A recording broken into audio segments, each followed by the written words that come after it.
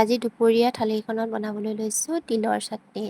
আৰু তেনেহ'লে আহকচোন দুপৰীয়া থালিখননো মই কিহে কিহে সজালোঁ আৰু তিলৰ চাটনিৰ লগতনো ভাতৰ লগত খাবলৈ কি বনালোঁ তাকে আপোনালোকক অকণমান দেখুৱাওঁ বুলি এয়া বনালোঁ দাইল, তাৰপাছতে আনফালে এয়া দিছোঁ তিলৰ চাটনি আৰু দিছোঁ আলু পোৰা আৰু আনফালে তিতা কেৰেলা ভাজি লৈছোঁ আৰু এনেকৈ ধুনীয়াকৈ কাঁহীখন সজাই দিছোঁ আৰু দেখিবলৈ এনেকৈ সজাই দিলে ভাল লাগে নহয় জানো দুপৰীয়া ভাতকেইটাৰ লগত।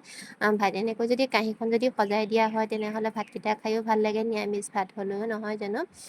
সেইটো কাৰণে এনেকৈ সজাই দিছোঁ আৰু ব'লক তেনেহ'লে ভিডিঅ'টো পাছলৈ এয়া লৈছোঁ মই ধুনীয়াকৈ লাও পাত কেইখিনিমান আৰু এইটো কি লাও পাত আপোনালোকে চিনি পাইছে হয়তো, আৰু যদি নাই চিনি পোৱা এয়া হৈছে ৰঙালাও পাত আৰু ৰঙালাও পাত কেইখিলামান মই ধুনীয়াকৈ কোমলীয়া পাত কেইটামান ছিগি আনিলোঁ আৰু এবাৰ ধুই আনিছিলোঁ মই বাহিৰত আৰু এবাৰ ধুই লৈছোঁ ভিতৰত। অলপ সময় মই এনেকৈ তিয়াই থৈ দিম। তাৰপাছতে আকৌ ইয়াতে দিছোঁ আকৌ নৰসিংহ পাত দুটামানো দি দিছোঁ। নৰসিংহ পাতকেইটা মানে ঘঁহি দি দিছোঁ। এয়া দেখিছে নহয় কোমলীয়া নৰসিংহ পাত দুটামানো মই ছিগি আনিলোঁ, বেছিকৈ দিয়া নাই। আৰু পোনপ্ৰথমবাৰৰ বাবে খাম এই লাও পাতৰ মই চাটনিটো। আৰু মানে এয়া লাও পাতৰ চাটনিৰ লগত এয়া মই লৈছোঁ তিল কেইটামান, আনফালে লৈছোঁ মগু দালি কেইটামান।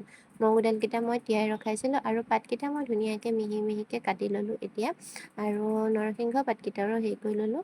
তাৰপাছতে এয়া দিছোঁ জলকীয়া এটা আৰু মই বেছিকৈ জ্বলা নাখাওঁ সেইটো কাৰণে জলকীয়া এটা দিছোঁ, নহৰু দিছোঁ। আৰু আপোনালোকে যদি জ্বলা বেছিকৈ খায় তেনেহ'লে তাৰ পৰিমাণটো বেছিকৈ দিব পাৰে।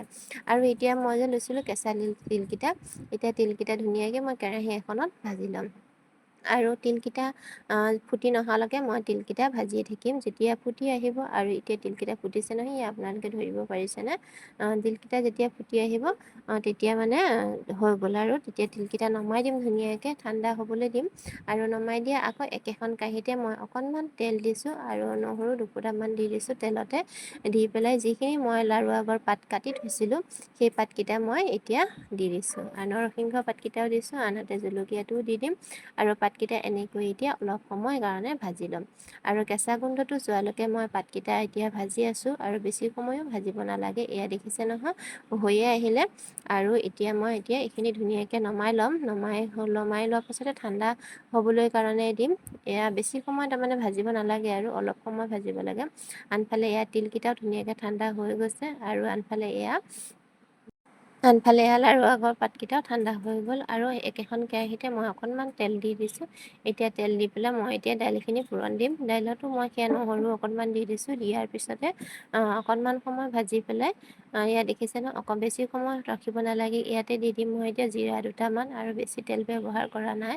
বেছিকৈ যিহেতু তেল নাখাওঁ সেইটো কাৰণে অলপমান দিছোঁ। দিয়াৰ পাছতে আকৌ এতিয়া মই দাইলখিনি বইল কৰি থৈ দিছিলোঁ আৰু এতিয়া ধুনীয়াকৈ দাইলখিনি দি দিম। এতিয়া ইয়াতে দাইলতে ভাতকেৰেলা আলু তেনেকৈ মই দি দিছোঁ। আৰু আপোনালোকে ভাতকেৰেলা খাই ভাল পায় নে বেয়া পায় জনাবচোন বাৰু দেই। আৰু ধুনীয়াকৈ এতিয়া দাইল ভাতকেৰেলা আলু ইয়াতে দি দিলোঁ। আৰু যিহেতু মই তিলখিনি শুকুৱাই থৈছিলোঁ ভাজি থোৱা তিলখিনি এতিয়া মই ধুনীয়াকৈ মিক্সি গ্ৰাইণ্ডাৰত দি ল'ম। এতিয়া ধুনীয়াকৈ এইখিনি দুইখিনি তিলৰখিনি আৰু লাওৰ আগৰ পাতখিনিও তেনেকৈ মই ধুনীয়াকৈ দি দিছোঁ। আৰু আনহাতে মই যে তিয়াই থৈছিলোঁ মগু দাইলকেইটাও ধুনীয়াকৈ এতিয়া মই দি দিলোঁ। আৰু দি দিয়াৰ পিছতে মই গোটেইখিনি ধুনীয়াকৈ মিহিকৈ পিচি ল'ম। এতিয়া অকণমান দিছোঁ ক'লা নিমখ আৰু আনফালে ইয়াত দাইলো হৈ গ'ল। দেখিছেনে কিমান ধুনীয়াকৈ উতলি আহিছে আৰু এনেকৈ উতলি অহা তৰকাৰীখন খায়ো ভাল লাগে নহয় জানো। আৰু কালাৰটো দেখিবলৈ কাৰণে ধুনীয়া হৈ আহিছে। এতিয়া দাইল হৈ গ'ল, মই আলুখিনি নমাই দিলোঁ যিহেতু আলুখিনি মই পিটিকা কৰিম। আৰু এতিয়া চাটনিও হৈ গ'ল, ধুনীয়াকৈ একদম মিহিকৈ বটিলোঁ। আৰু চাটনিখন যদি পাতাত বটে খাবলৈ কাৰণে ভাল লাগে নহয় জানো। তাৰপাছতে এতিয়া মই ধুনীয়াকৈ চাটনিখন বটি ল'লোঁ আৰু ইয়াতে এড কৰি মই অকণমান 1 চামুচ মই ঘিউ দিছোঁ। অপশ্যনেল হয়, আপোনালোকে দিবও পাৰে নিদিবও পাৰে, কিন্তু মই অকণমান ঘিউ দি দিছোঁ। খাবলৈ সোৱাদটো মানে ভাল হয় আৰু প্ৰথমবাৰৰ বাবে বনাইছোঁ এই চাটনিটো। খাবলৈ কিন্তু বহুত সোৱাদ হয়, টেষ্টি হৈছে আৰু আপোনালোকেও খাব পাৰিব বনাই ঘৰত এনেকৈ। আগলৈ আজি